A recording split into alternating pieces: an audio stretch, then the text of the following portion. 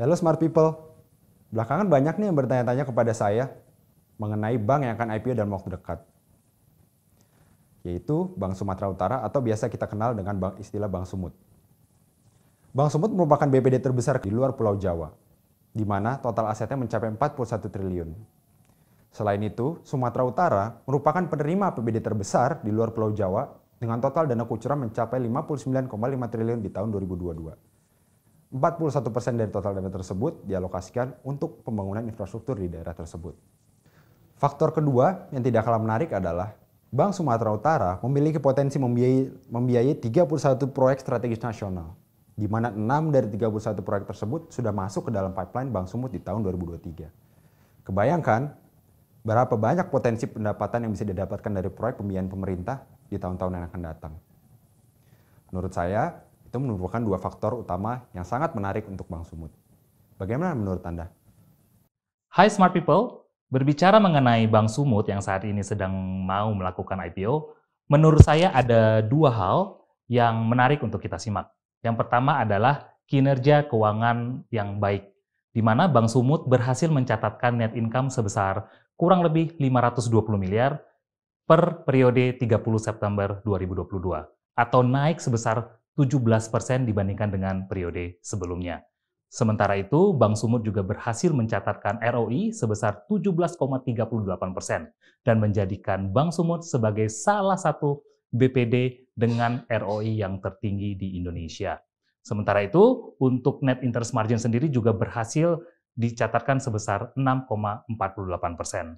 Selain itu, Bank Sumut juga berhasil meningkatkan efisiensi operasionalnya, di mana beban operasional atas pendapatan operasional atau BOPO juga turun sebesar 75,19%. Faktor kedua yang menarik menurut saya adalah kualitas kredit yang ditunjukkan oleh Bank Sumut, di mana kualitas kredit yang dimiliki juga semakin membaik. NPL Bank Sumut hanya sebesar 1,48% per 30 September 2022, atau turun sebesar 27,5% dibandingkan periode sebelumnya.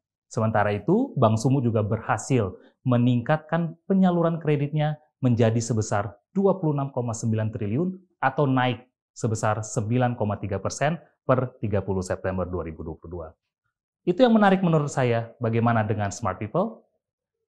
Halo Smart People, sudah tahu? Sebentar lagi Bank Sumut akan melakukan IPO. Ada 3 hal menarik dari Bank Sumut menurut saya. Faktor pertama adalah kasa rasio yang tinggi dan meningkat secara signifikan. Kasa rasio di tahun 2020 hanya 57%.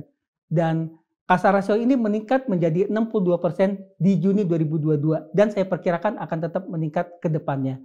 Pentingnya kasa rasio ini adalah dapat membantu untuk meningkatkan laba. Karena dengan meningkatnya kasa rasio itu akan menurunkan cost of fund.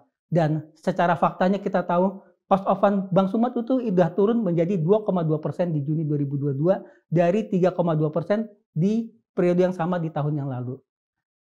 Faktor kedua yang saya suka adalah peningkatan transaksi digital. Sudah tahu berapa besar user dari digital platformnya Bank Sumut? Saat ini sudah mencapai 300.000 users dan meningkat cukup signifikan. Meningkat 33% dalam setahun.